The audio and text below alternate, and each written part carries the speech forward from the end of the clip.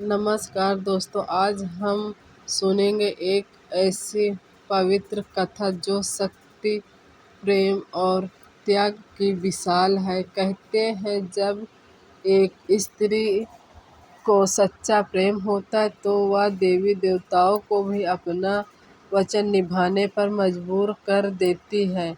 आज की इस कहानी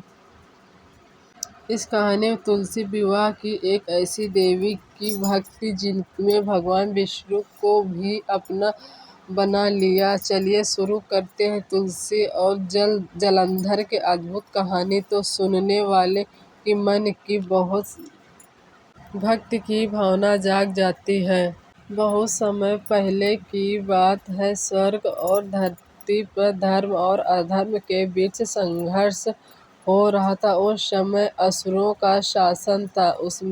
उसमें सबसे शक्तिशाली था जलंधर। जलंधर का जन्म भगवान शिव और पृथ्वी माता के संयोग से नहीं हुआ था, बल्कि उनका जन्म एक विशेष कड़ी मेहनत और पूर्व जन्म के मेहनत के फल के परिणाम था। कहते हैं कि उसने पहले के जन्मों में किए गए पापों और तपस्या से इतना शक्ति प्राप्त कर लिया था कि देवी देवताओं तक के लिए उसे पराजित करना असंभव सा था। जलंधर बचपन से ही और अत्यंत तेजस्वी और साहसी था। वह अपने पिता और गुरु से युद्ध कला और मंत्र विद्या सीख रहा था।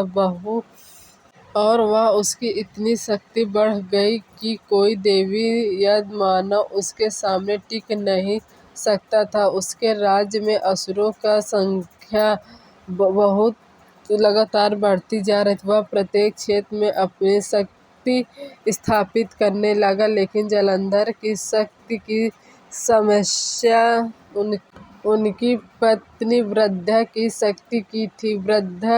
वृंदा की जन्म एक महान तेजस्वी परिवार में हुआ था। वह जन्म से ही धर्म, सत्य, भगवान विष्णु की शक्ति में विश्वास रखती थी और उनकी भक्ति में ही स्वयं सारा दिन लीन रहती थी। उनकी भक्ति करती, उनकी सेवा करती और उसके सुंदरता और धर्म निष्ठा के लिए उसे सम्मानित करते थे। उसको सम्मान देते थे। जैसे ही वृंदा आयु विवाह योग हुई, जलंधर ने उसे अपनी पत्नी बनाने का निर्णय लिया। वृंदा ने अपने पति रूप में जलंधर को सम्मान दिया और भक्ति के भाव से सम्मान किया। वृंदा की भक्ति इतनी पवित्र थी कि शक्ति स्थायी और अजेय बन गई। जलंधर की विजय और उसके राज्य का विस्तार वृंदा की भक्ति से संभव हुआ। देवताओं ने कई बार जलंधर को हराने की कोशिश की, लेकिन वृंदा की उन अटूट भक्ति के कारण हर प्रयास असफल रहा। हर युद्ध में देवता हार जाते थे। देवताओं ने देखा कि जलंधर को हराने के लिए वृंदा की भक्ति को भंग करना आवश्यक है। वो भक्ति करती थी, उनका भक्ति हराने के लिए उनकी भक्ति को भंग करना ये लोग चाहते थे। तब भगवान विष्णु ने जलंधर का रूप धारण किया और वृंदा के सामने आ गए। वृंदा ने उन्हें प्रणाम करके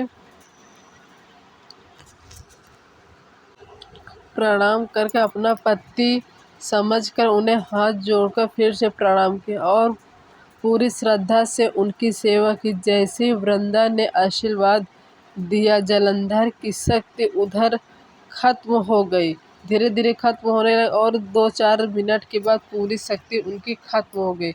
उनका व्रत टूट गया। भगवान शिव ने आकर जलंधर का वध किया। वृंदा की इस धोखे का पता चला, जो विष्णु भगवान ने उन्हें धोखा दिया था वृंदा को। तो वृंदा को इस धोखे का जब पता चल गया कि हाँ, मेरे साथ विष्णु भगवान ने धोखा किया है, मेरे पति के रूप में आके मेरे साथ रहे और मुझसे आशीर्वाद प्राप्त करके मेरे पति को इन्होंने मार दिया। धोखे का पता चलते ही उसने भगवान विष्णु को श्राप दे दिया। जो वृंदा थी वो भगवान विष्णु को श्राप दे दिया कि उनका विवाह कभी सीधे रूप में नहीं होगा। उनका मतलब कभी भी विवाह कभी सीधे रूप में नहीं होगा। वृंदा ने अपने त्याग और भक्ति के कारण मतलब जो त्याग और भक्ति के कारण अग्नि में मतलब जब त्याग और भक्ति क्योंकि उसके पति के साथ छल किया था तो उसने भी कहा जब मेरा पति नहीं है तो मैं क्या करूँगी जी के। इसीलिए उसने अपने आप को अग्नि में त्याग दिया। खुद जलती हुई अग्नि में बैठ गई और अपने आप को त्याग दिया। और विष्णु भगवान को यह श्राप भी दे दिया कि तुम्हारा कभी भी विवाह सीधे रूप में नहीं होगा। और आज भी उनका कभी विवाह सीधे रूप में हुआ ही नहीं है। अपनी त्याग और भक्ति के कारण अग्नि में अपने आप को समर्पित कर दिया। अग्नि से उत्पन्न धुआं एक पवित्र पौधा जब अग्नि से धुआं निकला तो जब आकाश में गया तो वहाँ से जो आकाशवाणी हुई, आकाशवाणी की वजह से जो वृंदा थी एक तुलसी का पौधा का रूप ले लिया। तो तुलसी का पौधा जिसमें तुलसी की आत्मा जैसे मतलब वृंदा की आत्मा समाहित हो गई है और समाहित हो गई है उसी में वो वृंदा निवास करने लगी। भगवान विष्णु ने उसे अपना प्रिय माना।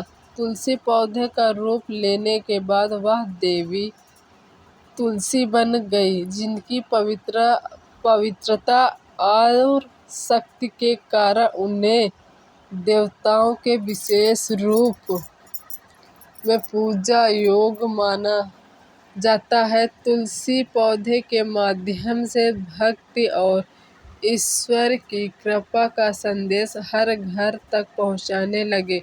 देवताओं ने यह घटना को यादगार बनाने के लिए प्रतीकात्मक विवाह का आयोजन किया और तुलसी और विष्णु का कार्तिक शुक्ल पक्ष की चतुर्दशी में त्रयोदशी को किया जाने लगा।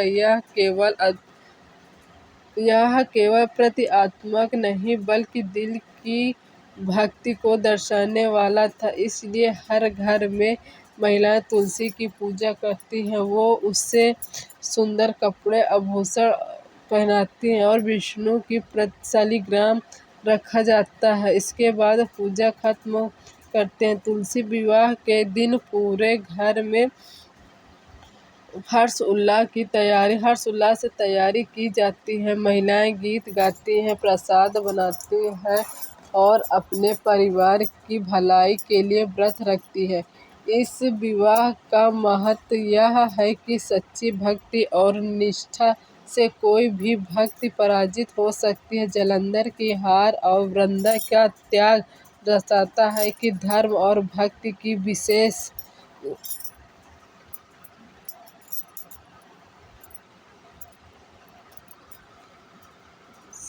से बड़ी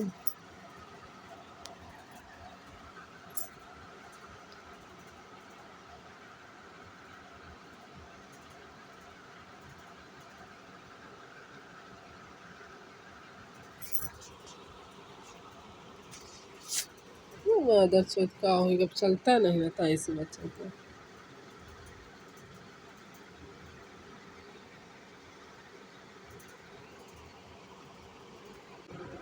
कि धर्म और शक्ति की शक्ति से बड़ी है। तुलसी विवाह का पर्व धर्म अनुष्ठान का नहीं बल्कि यह परिवार, समाज और भक्ति की शिक्षा देता है। यह बताता है कि मनुष्य को अपने जीवन में निष्ठा और सत्य के मार्ग में चलना चाहिए। इसलिए तुलसी पूजा किया जाता है। पूरे भारत देश में अब यह तुलसी विवाह मनाने जाने लगा। अगर वीडियो अच्छी लगे तो लाइक सब्सक्राइब करना ना भूलें और 5 लोगों तक शेयर करना ना भूलें। जो इंसान मेरी वीडियो को 5 लोगों तक शेयर करेगा भगवान विष्णु और तुलसी माता का आशीर्वाद उसके और उसके परिवार पर हमेशा हमेशा बनी रहेगी।